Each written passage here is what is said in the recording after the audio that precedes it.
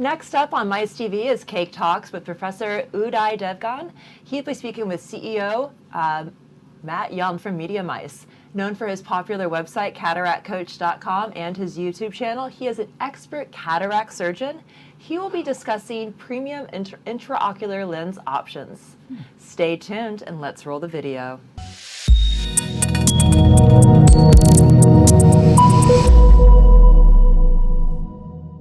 Well, hi, Uday. How you doing there? Hey, how are you? Good morning for me, good evening for you. So, Uday, I gotta say thanks on behalf of the ophthalmic world for what you contribute to education, on your website, CataractCoach.com, and especially your YouTube channel. I was scrolling through your videos and I came across this one video titled Patient Guide for Cataract Surgery, Lens Implant Options. And when I scrolled down to the comments section, I found this one comment from Farhad N, and it says, taking a decision on which lens to choose was a nightmare until I saw your presentation. You'd explained everything with the highest simplicity. I hope all eye clinics use your presentation as a guide for all patients to make cataract surgery plans. So what do you think about that comment? Well, I'm honored. And I'm appreciative the patient enjoyed it. I made the video to actually to teach or educate my own patients. It is copyrighted, so I don't want other clinics using it. It's important to explain things to patients. And remember, I do a large volume of cataract surgery, and all patients have to be explained the same thing. So I can do this video with animation, with graphs, with this, and to really get the point across, and it's still me. And patients can watch this ahead of time before ever seeing me in the clinic, or they can review it again after their consultation. And so it saves a lot of time. And oftentimes for a new topic like this, they may have to play it back a few times to fully understand it. Well, Uday, you've been doing IOL surgery a long time. We've been covering it a long time, but it's all within this kind of B2B doctor education kind of community. When you're talking about premium IOLs versus standard IOLs, how do you explain this to a layperson? I think the important thing to get across to a patient is to set realistic expectations. Patients are happiest when the results of your surgery, which you should maximize, exceed their expectations. So let's temper their expectations to what we have in today's technology, while at the same time we increase our delivery of optimal vision after surgery. Today, every lens we're using is essentially a fixed lens in the eye, a fixed IOL. And the concept for patients to understand is that when the light comes in your eye, the number of energy of light going in, let's say in our words, the number of photons entering your eye is going to be the same. If I'm outside in the moonlight, I can't make the moon brighter.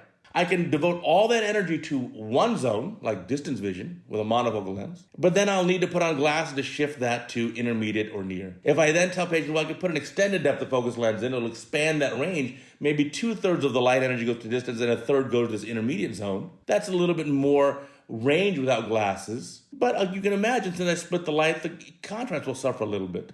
And then finally, a trifocal where the incoming light split into 3 zones, 1/3, 1/3, 1/3, you can see the inherent compromise. And so it's important for me to under-promise the patients and then over-deliver.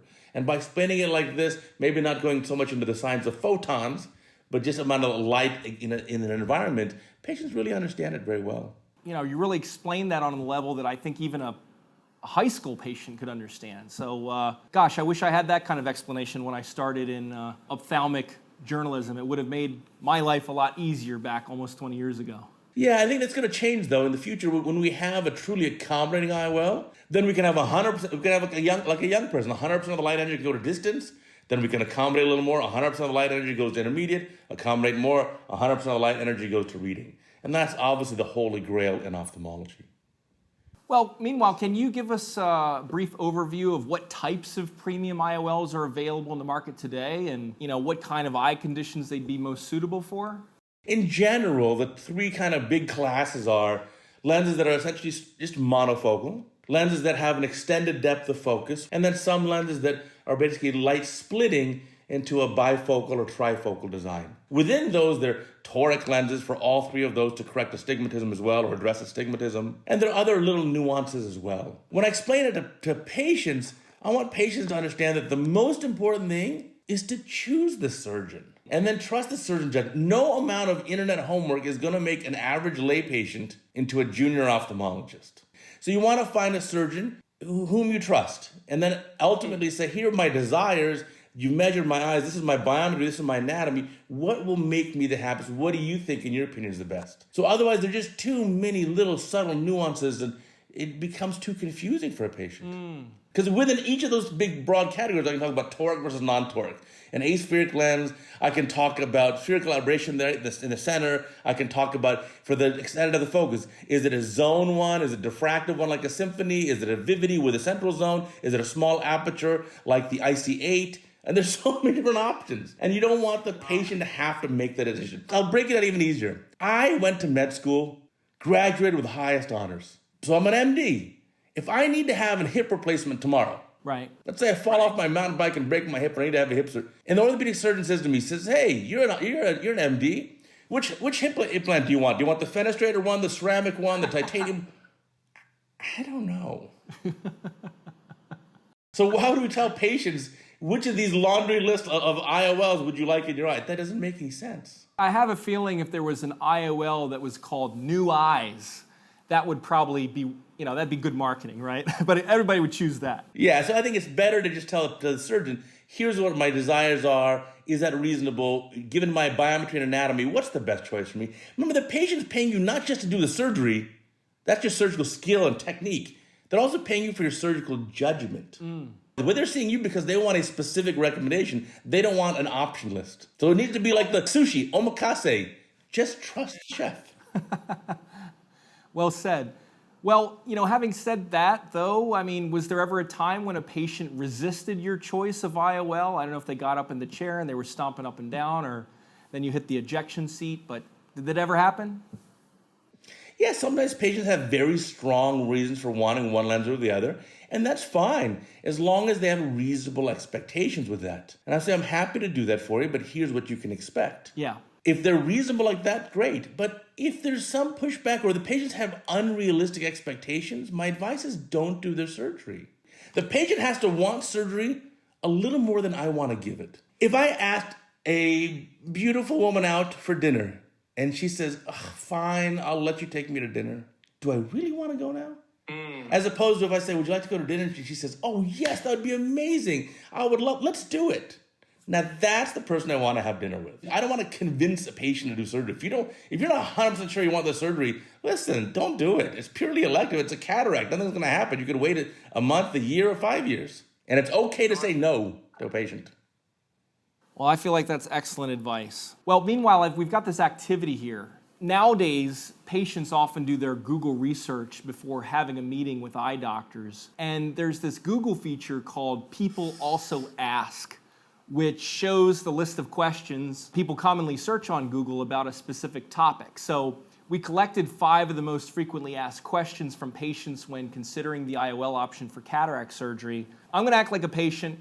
Just take 30 seconds to, maybe in a very basic way, answer the following 5 questions. Let's do it. Yeah, all right, sweet. First question, what type of IOL is best, doctor? It depends on your needs for your vision, your eye measurements, and your eye anatomy. So just like buying the right shoe, it should be individualized, not only in the design, but also the size, the width, etc. So a custom fit is best. Dr. Devgan, will I still need glasses after cataract surgery? Glasses are a part of aging, and we all need glasses to some degree. So there are lens options that can minimize or decrease our dependence on spectacles or glasses. But even if I give you a lens that gives a beautiful wide range of vision, and now you have to pull the splinter out of your finger, you may need those magnifiers. So count on having a little less dependence on glasses, maybe a lot less dependence on glasses, but you're never going to see like you did when you were 20 years old again. Oh. And by the way, you won't look like you're 20 either. Okay. As long as I can see my jacket without glasses, I'm okay. Dr. Devgan, which is better, monofocal or what do they call those things, multifocal? Both are great options. It just depends on the patient, the desires the patient has for their vision, and some of their eye measurements and anatomy. So both can be good options. I have happy patients in both camps. What is the best IOL for astigmatism? Astigmatism is best treated with a toric lens, T-O-R-I-C. So toric means the lens design has a special power distribution on it, so it can help neutralize your pre-existing astigmatism. So luckily, those toric designs are available in a wide spectrum of lens options. What is an extended range of vision IOL? So with a camera, we can have a smaller aperture that gives a much wider depth of field, or a large aperture that gives a shallower one. But then, of course, the trade-offs, from the camera world, with the large aperture, you let in a lot more light, even though it's a shallower depth of field, so it's better at night vision. But with a small aperture in a camera lens, you get a wide depth of field, but much less light enters the eye. So there are similar types of trade-offs when it comes to lens designs. And there's no free lunch. Again, there's no way of making you see like you did in your 20. But yeah, extended depth of focus lenses can give you a higher degree of freedom from spectacles. Thank you, Dr. Devgan. I hope we can go on a cataract surgery date sometime. That'd be really great. Sure, anytime, as long as you wear that jacket. Thank you so much for your contribution to mankind's eyes, and we so appreciate it. Even though we speak it with our mouths, we think it with our eyes, and thank you again. Oh, my pleasure, guys.